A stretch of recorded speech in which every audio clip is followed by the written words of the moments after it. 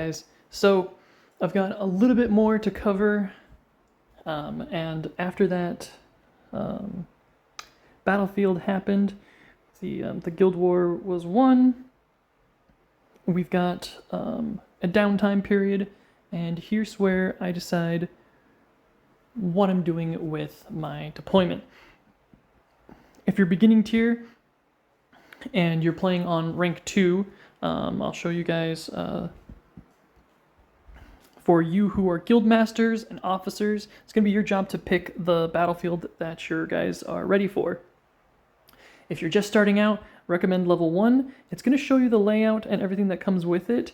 And this is going to kind of explain to you what the guild level power requirement is, and a general layout of what you're going to have, right? And so for those of you who aren't officers yet, you guys aren't going to have access to this, but this is going to give you a good layout of what to expect if you guys do get promoted in your guild and what to look forward to. Usually the guild leader is going to make this final decision, but if something happens, I think we had a patch once where it set us to a different level and I went in and changed it.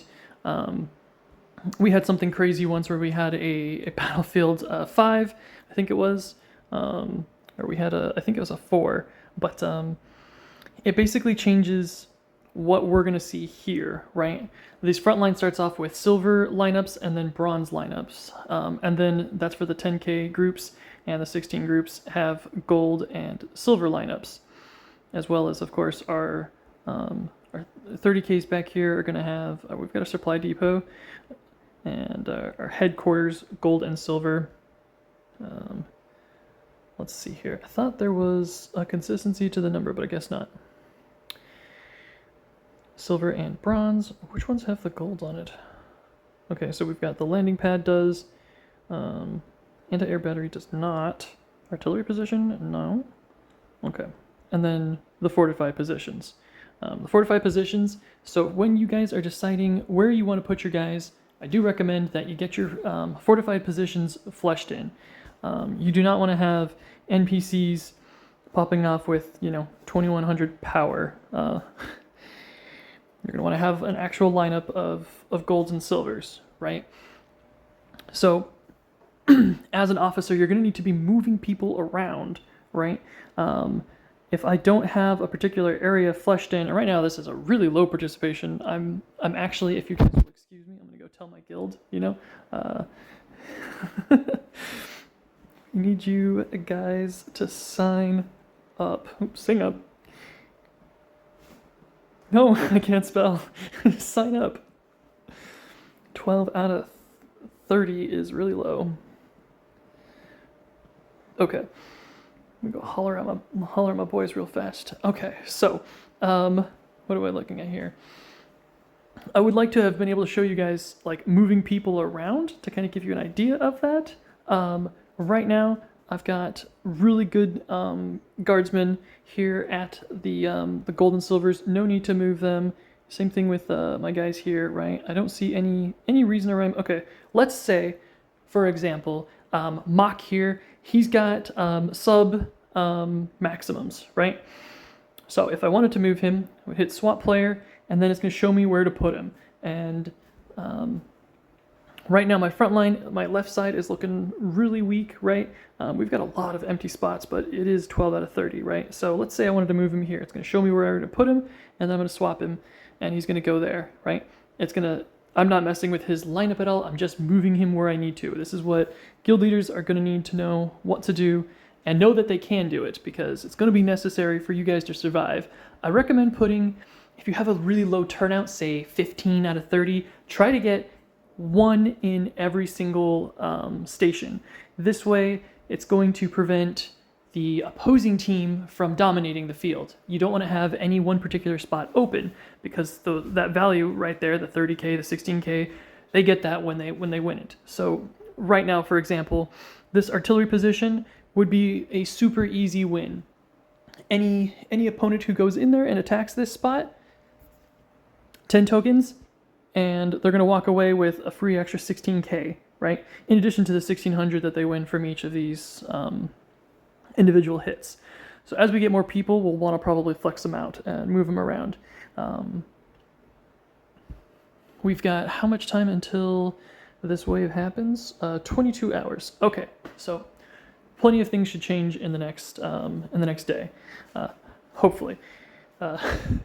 Guild leaders, it is pretty acceptable to have expectations. We're a cool, close-knit group of people, so we don't have grueling expectations. If you guys are looking to really compete in the Guild Wars, it's totally understandable to look and see if people are not signed up, not participating, to try and get some people who are past the 30 days. It's time to give them the boot and hope to get somebody to join in and get them to sign into the war effort, right?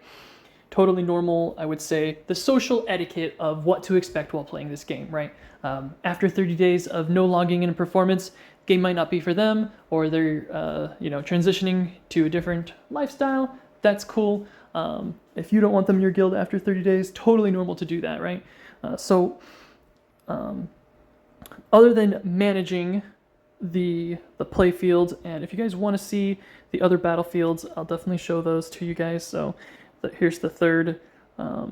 It's basically most of these are going to look very similar, but they're just going to have different lineups, right? I.e. at Battlefield 4, you're going to have legendary and epic lineups. So you're looking at having a diamond roster, right? If you have 10 diamond units, then you can foot this bill, right? So to give you an example, right, when I look at my powerhouses, I don't even think I have 10 diamonds. I got 1, 2, 3, 4, 5, 6, right? I only have enough to field one position, so my guild's totally not ready to hit the Battlefield 4. If you look at the 3, we look at kind of the similar lineup. It just has more of the silver lineups. So it's got more.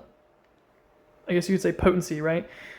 More legendary lineups, more epic. So it's a much more mixed bag. We're sitting at 2, where it's basically capped. There'll only be epics, and it'll just stick to the rare and uncommons. And if you are at level 1, it's going to be just all of the rares, which means when you're fielding your troops, you're going to want to have at least 10 silvers to fill in the higher tiers of whatever spot you end up taking, right? And then you're going to need another 15 of Bronze League guys to fill that in. Okay, so back to the battlefield. Let's show you my lineup, and I'm betting you guys can get some of you higher tier guys out there can give me some pointers to make this even better. But here's what I've learned and what I've read. And I've watched some of you guys who do make some really good content out there. So if you guys do see this, shout out. You guys are the ones who inspired me to make this, so I really appreciate you all for doing that. What I got here is it's going to show me right off the bat that all these guys that are highlighted are the highest level of power, right, for this spot. That doesn't necessarily mean the highest power is the best. Now, for mid-tier, putting together your roster, that might actually be the best thing you can do if you don't have any kind of synergy. And I'm going to show you guys the synergies that I have here and what my thought process is behind this. Angrex is first, and he's going to be in Deep State, right? So he's going to come out of the Deep Strike, and he's going to kind of put pressure on where everyone's going. This is going to give Abraxas time to get into position. He doesn't have a lot of movement, so I want him to get out into the clearing. Ellie and Ahriman and Mephiston will be able to move in. And this is probably one of my most annoying lineups to throw at opponents. If Abraxas gets any kind of luck with the hit, Mephiston, Ahriman, and Eldron are going to deliver some sort of psychic attacks, and most likely he'll give a full roster of summons. And that means that when someone fights this thing, they're probably going to waste their Forge Fiend on my run, just to clear off the extra adds, right? Angrex is great for tanking. Even if you are making a full Psyker build, I actually recommend for this to have a tanker, and that's where Angrex comes in, because people are going to try to move around and take out my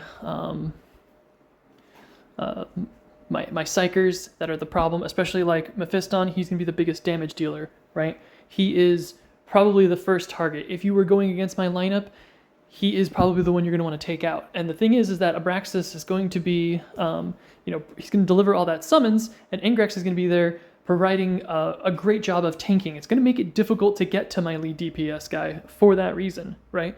And then you're going to want to take out probably Erhamen. Depending on your lineup, you might want to just try to nuke Abraxas first and prevent him from creating the mess of ads that I'm going to unleash on you, right? It's not a fun lineup. And that's kind of the goal of what you need to be thinking about is the order that they're going to be coming in. Are you going to be providing a lot of field control, right? So my next lineup is kind of, sadly, this is a dump. This is the best I have for what I wanted to go in here.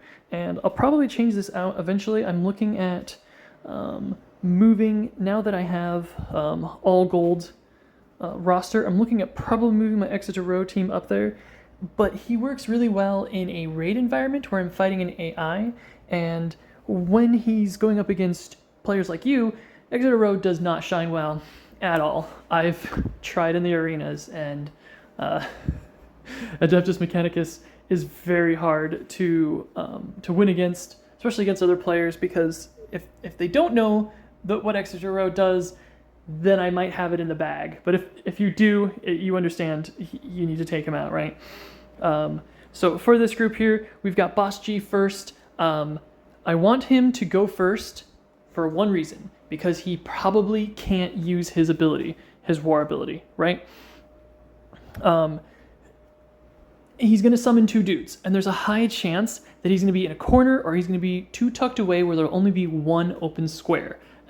And I have seen other AIs where they'll deploy it because it's the ability and it's the thing to do, right?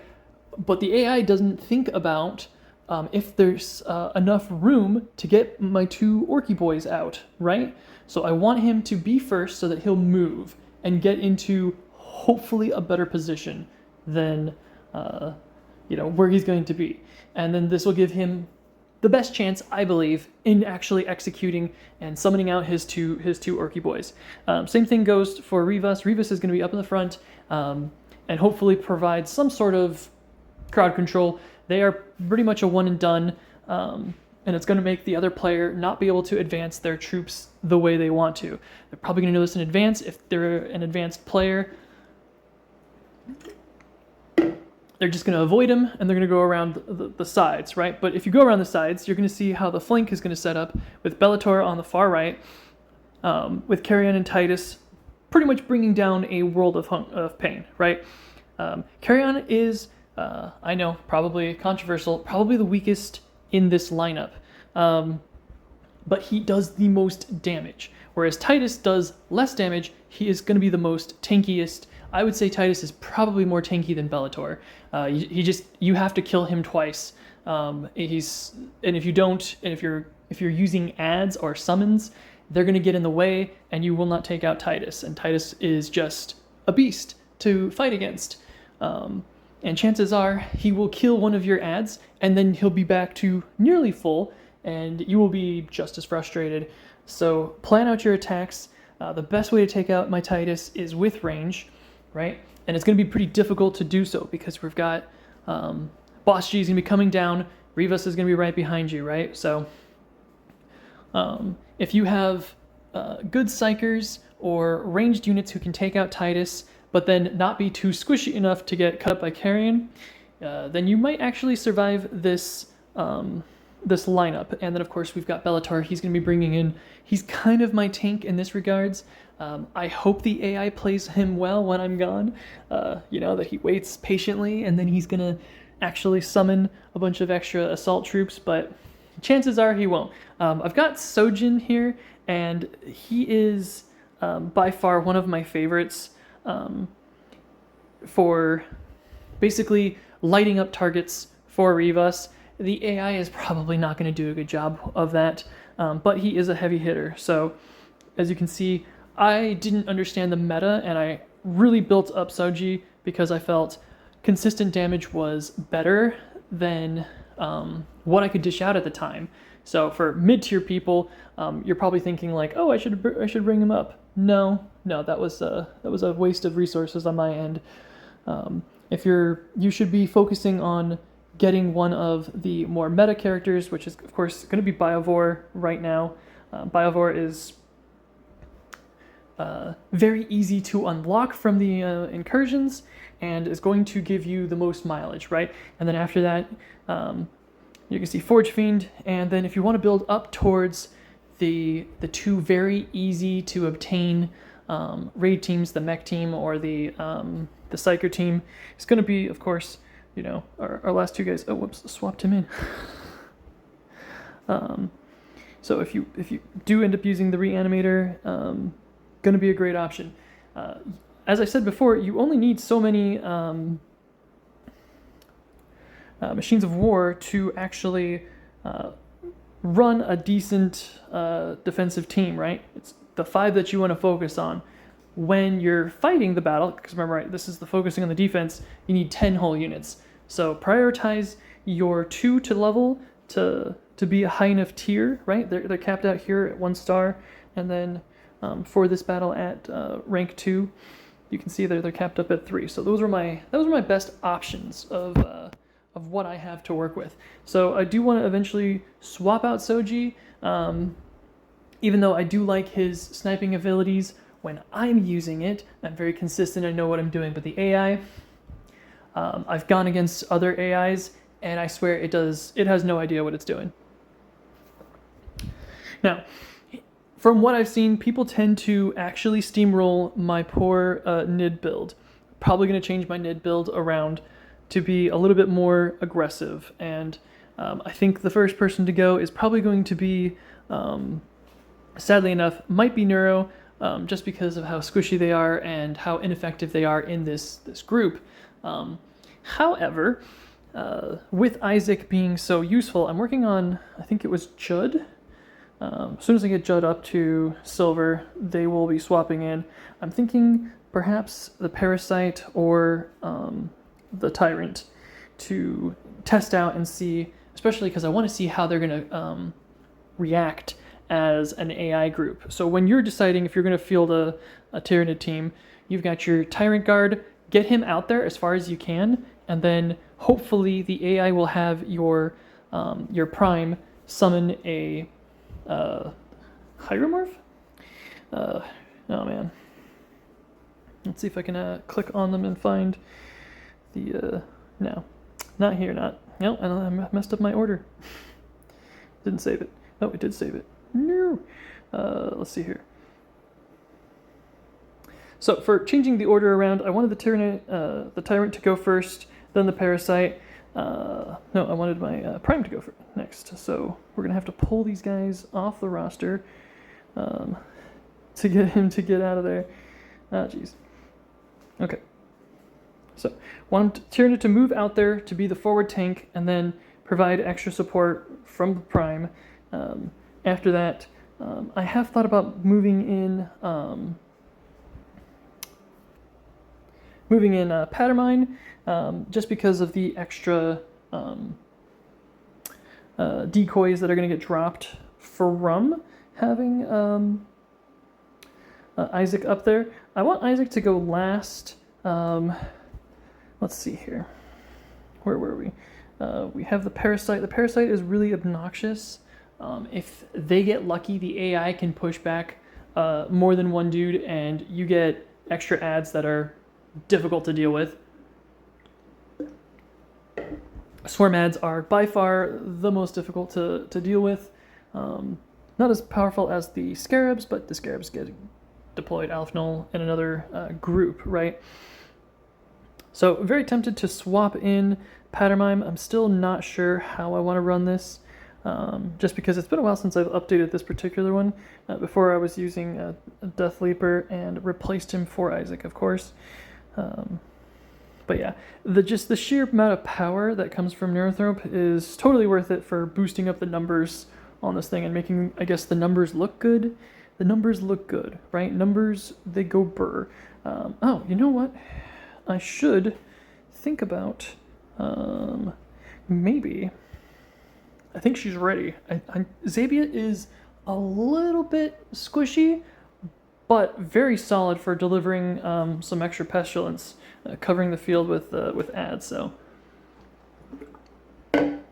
when I said this one usually gets steamrolled, I would like to add that I have a theory that people usually use their best units on this guy, because it's just I don't like going up against an entire mess of Tyranids, and you probably don't either. So you're probably going to be using all your best dudes on this lineup, right?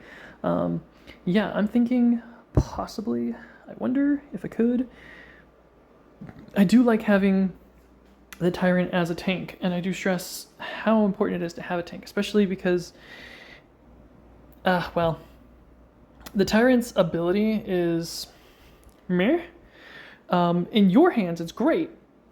You can really lock somebody down with the taunt, but the AI is probably going to choose a random person to taunt, and I don't know if that's going to be effective or not. So, having said that, maybe my Tyrant is not that great. Probably will be useful for Lysander. Let's see. If I remove the Tyrant's low on the chain, more so than Zabia. Interesting. I want somebody to... I'm going to have to pile these guys off real fast to figure out an attacking order.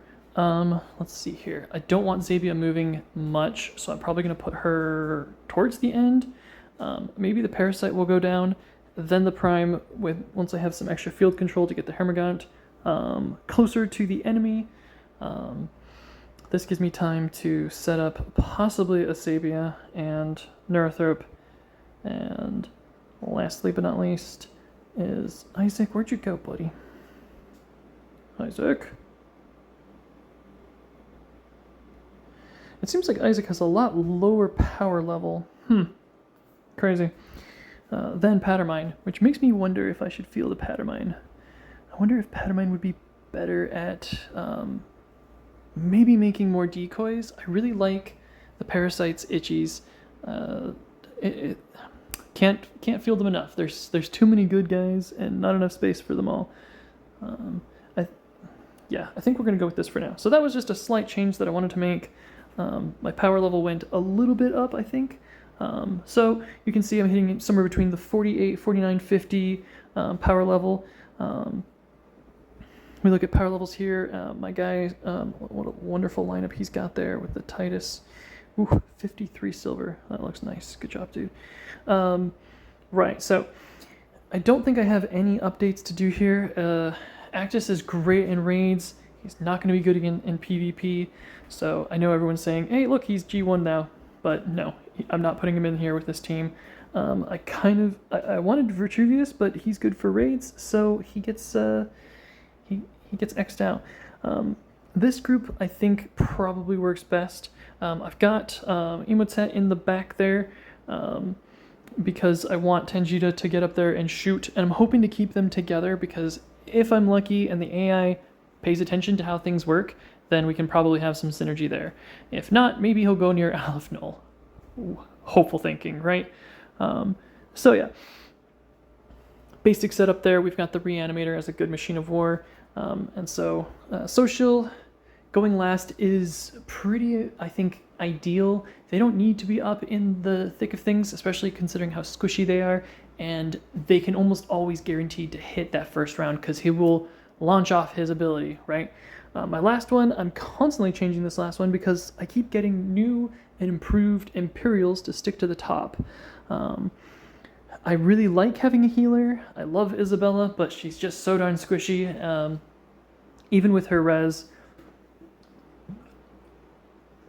I personally find her very easy to kill when I'm playing. Maybe I play differently than other players. If you guys are tired of Isabella, please let me know in the comments if you guys think that she's nasty to fight against. I would say Nico is probably my favorite to fight against because I think he is the most useful healer at this point, especially in this game. I've recently gotten Nico up, but he's still lower than Matineo. Crazy. I really like Matineo. I like what he delivers. His extra units brings a whole new dynamic to being annoying. The same thing with Dreer. Burchard. Let's see here. Why is the brother there? He's a good tank. Where's his power level at, though? Power level is a little low. I could probably swap him out and put in somebody a little more obnoxious. I like this idea. This will beef up my attack power just a wee bit. I used to use a lot of Arjax. He was my favorite. I unlocked him early in my adventure, and I really like the way he could kind of stun lock an enemy. He's great for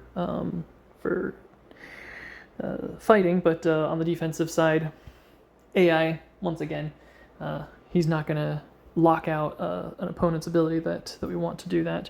I kind of stuck with all Imperial on this one because I like the synergy of it, but it doesn't seem to be very pertinent at this point in time. I would like to eventually get some other dudes up here, who have more. So I'm working on them eventually. We'll get the more of the legendary and epic dudes who have better synergies. So right now this is kind of just an obnoxious fight. I really, really love Thaddeus. He is the total Chad, so he's usually my first to go. We're gonna put him the last.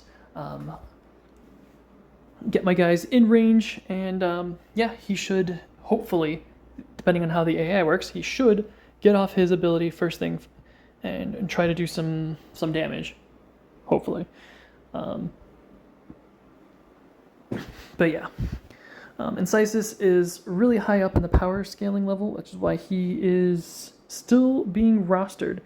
If I could get, my other healers in there, then I would. But for some reason, Nico sits at such a low power level, and I don't know why he's rated that way, right?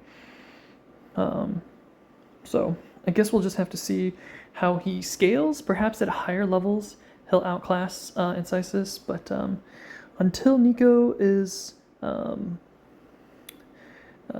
he outclasses Incisus is going to stay in there. So I've got a decent setup here.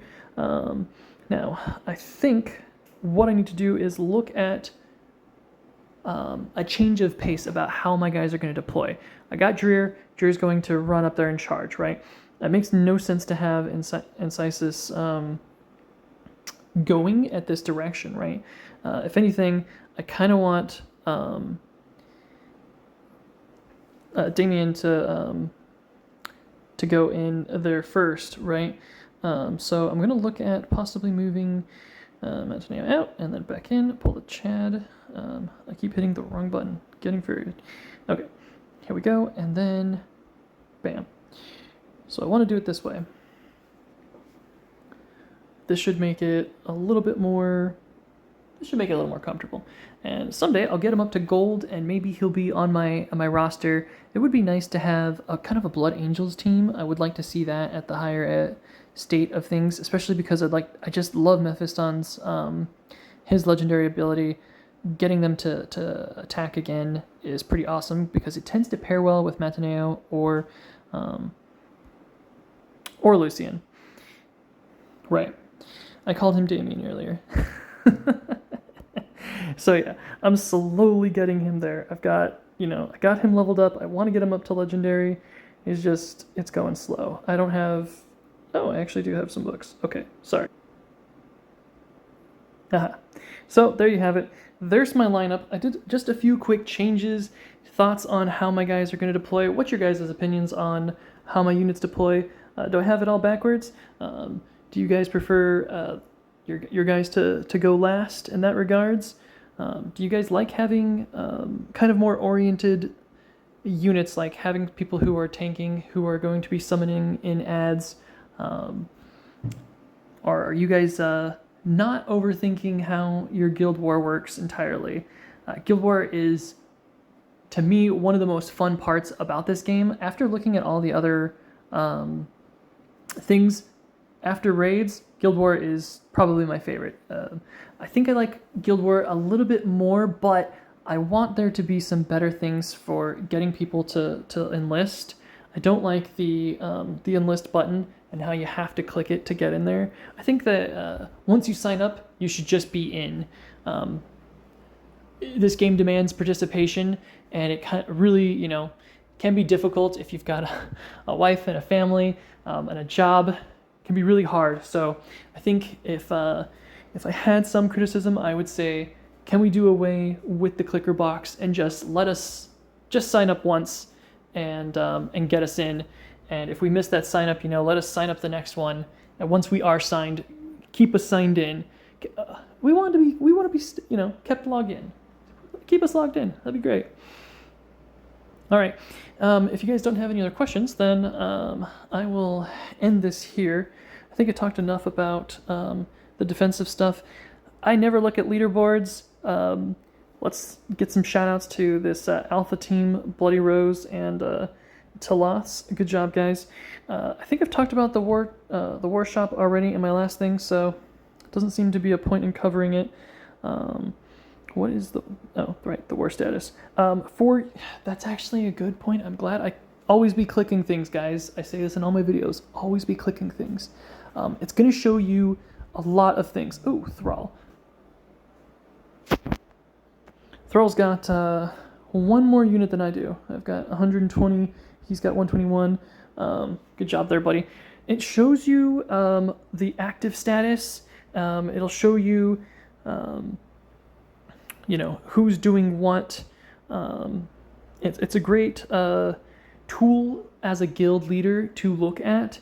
I just think that maybe Guild Wars could offer more rewards. So that would be another critique, because I have all these tools to really maximize looking at what happened with Last War, and I can really go through and see everything that happened, right? And while that's a super awesome tool, and you can organize it chronologically, right? Or you can do it just by your guilds. And of course, I can always see my own, last lineups. To me, it's great to see that, what people have to do and how hard it is to take out my guys, right? I don't like seeing the 1600s. That means that my lineup didn't offer enough of a challenge, right? As far as how these things go for being defeated, right? It gives you all these tools to to really maximize this stuff, but the rewards don't kind of match what I can see from the statistics of this thing, right? We're at day 15. It's going to show you guys' your guild league, basically what you guys have a chance to win. I think everybody would agree that all of this should be buffed, and maybe even another tier of reward. Personally, I think there should be maybe more salvage, more ammunition should be rewards for these things, because look, onslaughts and raids takes up kind of my weekly ammo allotments, and then I've also got to use ammo during the guild wars, and that really reduces what I can use. The last one I used a bunch of ammo, and I'm pretty much dry, and now I'm saving my ammo, and now I can't even use my actives when I'm using the guild war. So I think the guild wars write it in there that we're fighting guild versus guild. We should be finding ammunition, right? And there should also be salvage being found in these fights, and even mythic salvage at the higher levels. That's what I would recommend for kind of upping the rewards. The war shop, I would like there to be some place where I can purchase ammo, because that would be awesome. And yeah, maybe the war shop should get a little bit of an overhaul. I still haven't seen my white whales, right? I've talked about this before. I'll mention it again. Why I can never find a Nushi, and why I can never find Morven Val. I still don't have them. Still waiting, right? Alrighty. Cool. We got I think we got somebody else to sign up. That's awesome. Where was that overview? Yeah, it says claim to zone. Awesome. Alrighty. So those are, I believe, all of the tools that you have at your disposal, both from a guild perspective and as an individual, of what to expect when you're putting together your defenses. So, I won't keep you guys any longer. Thanks for watching. I'm QT20. Check me out on the TikTok, on the Instagram, and you're watching me probably on YouTube right now. Give me a sub. As soon as I reach 1,000 subs, I can drop you guys that 1,000 sub reward. So I am very excited to say that I'm about 20% of the way there.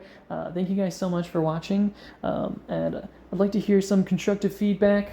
If you did like, don't give me a like, give me a sub. Pushing those comments really helps the algorithm. Let's get this game out there so that more people can see what Tacticus has to offer.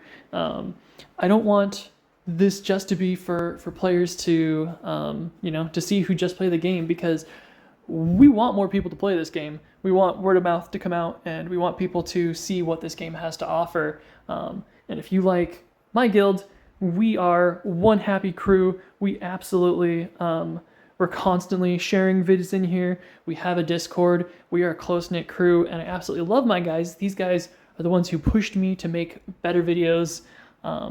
They're the ones who kind of believed in me, and it's nice. I feel like we actually connect now, because of this game. So this game can actually bring you guys together. Being in a guild is a lot of fun, and especially with the all the work that we put into this, we get a lot back out of it.